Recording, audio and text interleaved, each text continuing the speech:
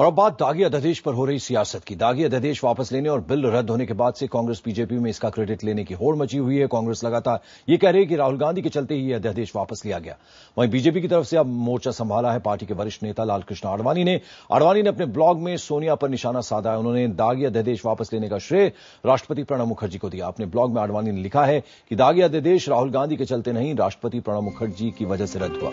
26 सितंबर की शाम 5:30 बजे मैं, सुषमा स्वराज और अरुण जेटली राष्ट्रपति प्रणब मुखर्जी से मिले थे।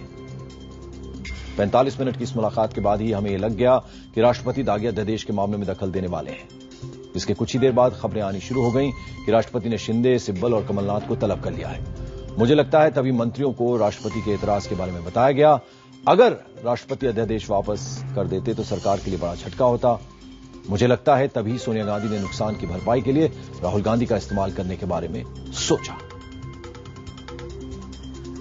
विक्रांत यादव हमारे वरिष्ठ सहयोगी इस वक्त फोनलाइन पर हमारे साथ। विक्रांत, यहां ब्लॉग में सीधे सीधे सारा क्रेडिट जो है प्रणब मुखर्जी को दे दिया है और कहा है कि प्रणब मुखर्जी की वजह से ही ये वापस लिया गया है अध्यादेश।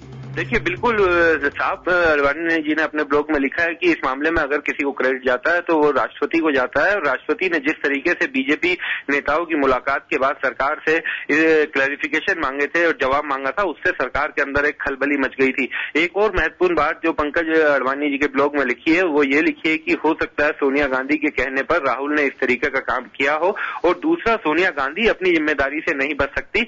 इस अध्यादेश को लाने में उनकी पूरी जिम्मेदारी है, क्योंकि कांग्रेस कैबिनेट में आने से पहले कांग्रेस के कोर ग्रुप ने इस अध्यादेश को पास किया था और कांग्रेस कोर ग्रुप में सोनिया गांधी खुद मौजूद थी, वो व्यक्तिगत तौर पर मौजूद थी, तो उनकी भी जिम्मेदारी बनती है इस अध्यादेश को पास कराने में और इस जिम्मेदारी से वो नहीं बच सकते। आडवाणी जी ने ब्लॉग में साफ लिखा है कि जो यूपीए 2 का जो कार्यकाल है वो सब जानते हैं कि मनमोहन और सोनिया गांधी मिलकर ये सरकार चला रहे हैं, तो इस नाते कांग्रेस की अध्यक्ष होने के नाते और यूपीए चेयरमैन होने के नाते वो अपनी जिम्मेदारी से नहीं बच सकती। सिर्फ ये कह देने भर से कि ये मनमोहन सिंह या उनके कैबिनेट का फैसला था, ये ठीक नहीं होगा। इसकी जिम्मेदारी कांग्रेस पार्टी को भी लेनी होगी और सोनिया गांधी को विशेष तौर पर लेनी होगी। चलिए, बहुत बहुत शुक्रिया इस जानकारी के लिए विक्रांत यादव।